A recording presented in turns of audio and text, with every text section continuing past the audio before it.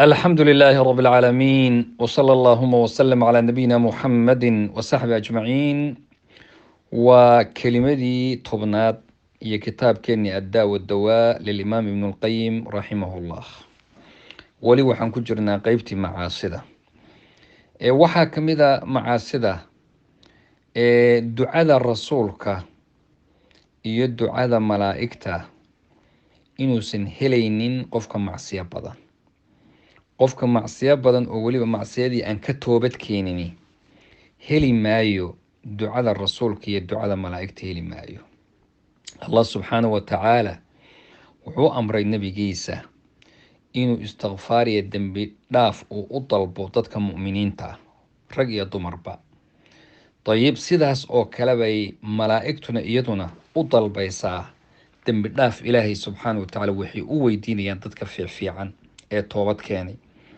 bal fiirsada aayaddii fi suurati Ghaafir ku jirtay, aayadda 6 iyo 7 ilaa 8 haddaad aragto, aad bay u cajab badan tahay inay malaa'igtu dembi dhaaf dadka fiican ilaahay u weydiinayaan. inagu aan ogeyn on warka hayninba dembi dhaaf alla lagu warsan.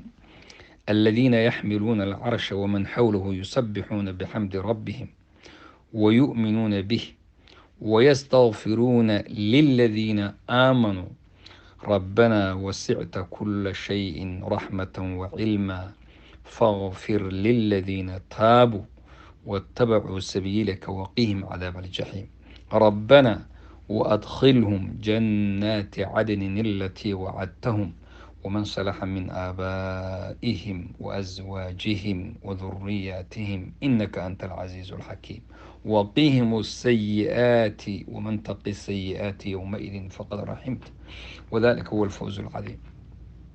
بلو fiirsada walaalayaal, yacni adigoon warka haynin gobashaada iska jiifa gurigaaga hurda ayaa ilaahay subxaanahu wa tacaala malaa'ig baa dembi dhaaf alla ku warsan. dadka xamalatul carshiga haya ee tasbiixda ku jira habeen iyo maalin, ee ilaahay aan caasinaynin, ee taxmiid iyo salaad ku jira, ayaa dadka ahlu iimaanka alle u weydiin. istikfaar bay dembi dhaaf ilaahay u weydiinayaan.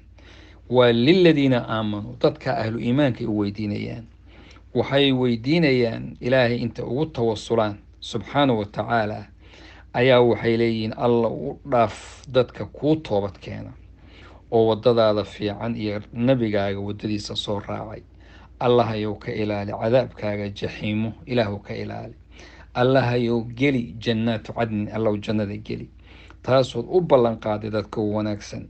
weliba iyaga keliya maaha, allow xitaa aabbayaalkood geli, xaaskooda geli, caruurtooda geli.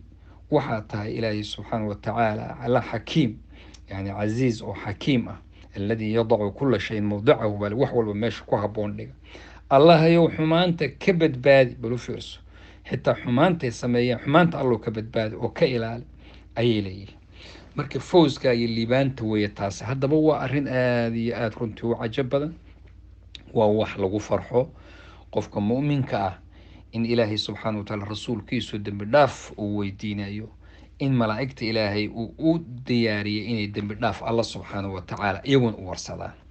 dunuubta iyo macaasida raadka ay ku reebto qofka waxaa ka mid a in fasaad ay fasaadayaan. biyaha wadadka way ka fasahaadi, hawadu way ka fasahaadi, beeruhu way fasahaadi, midhuhu way fasahaadi, guryuhu way fasahaadi. ظهر الفساد في البر والبحر بما كسبت أيدي الناس ليذيقهم بعض الذي عملوا لعلهم يرجعون. بلو فيرسو سورة الروم آيات كده كجرتي. inay beriga iyo oo badii iyo beriba fasaad baa ku imanaya dadka dembigooda darteed weeye. sababtuna waa in la toobad keeno. imaamu mujaahid baa wuxuu ku fasirayay dhaalimku markii uu dulmiga uu sameeyay fasaadka, yaa ilaahay subxaanahu wa tacaala roobka ummadda ka haysanaya, kadibna waxaa halaagsamaya beerihii iyo xoolihii iyo wax walba uu fasahaadaya. ظهر الفساد في البر والبحر آيات سناقل. إمام ابن القيم رحمه الله يا وحو ليهي مركو ذنوبتا أو الله سبحانه وتعالى دنبغي با سبب النقونة فسادك وانا أثر كي راد كمعصية كالرشاء وحانا كردلنا يا خصفي in dhulka dadka xitaa lala gooyo, zilzaalka iyo dhulgariirku u yimaado, barakadu waxyaabihii laga qaado. rasuulku sala allahu alay wasalam diyaaru thamuud, reer thamuud oo lacnad markuu soo maray wuxuu u diiday xitaa inay guryahoodii galaan, biyihii meeshaana la cabo ayuu u diiday, ilan waa meel ay mushkila iyo balaayo ku socotee. haddaba aahaarta iyo raadka ay keentay dhulkeenna hadda waddankeennii wanaagsanaa ee barwaaqada ahaa ee la yaqiinay, haddana waa ka maalin walba waxa ka dhacaya, abaaraa socda, dhibaataa socota. maxaa jira muslimkii dhiiggiisii baa raqiis noqday oo maalin walba dhegaheenna waxay qabanayaan intaasoo qof baa la dilay.